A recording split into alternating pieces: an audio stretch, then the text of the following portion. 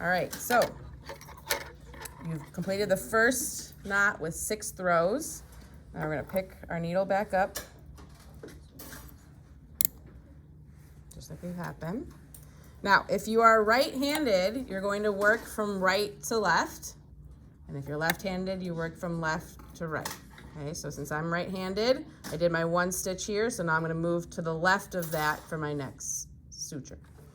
So I just do what I've been doing, where I go, it depends really on how spaced out you wanna make it.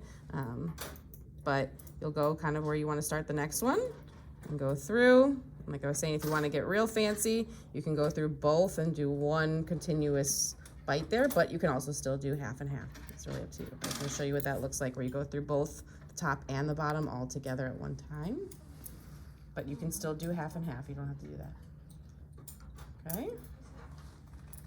Then I just keep going. I don't tie any knots yet. I don't cut anything off. I make sure I'm not getting my suture like all, you know, twisted up and everything. But I just went here, so now I'm gonna go to the left a little bit more. I'm gonna go down. If you wanna do it how we've been doing, you'll just come, go too deep there. Come up through the middle again, and pull through.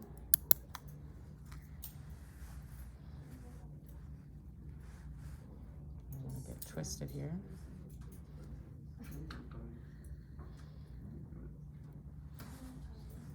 Twisted myself.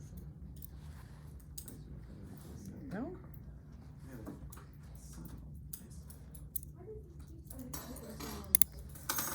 And then I come back out through the bottom there. If you keep your suture kind of, I just got mine twisted if you notice, but if you keep it towards like the top of where you're working, like I have now, you lay it towards the top, then it shouldn't get twisted.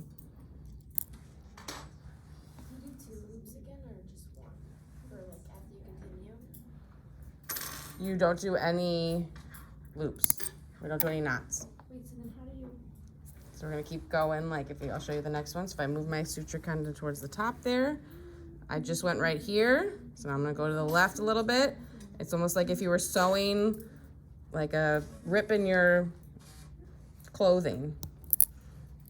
And you just keep going, and it's gonna look like a little diagonal pattern there because you went down here, now you're going over, and you're gonna go down, over, down, over, down. So just keep going as long as you want to keep going.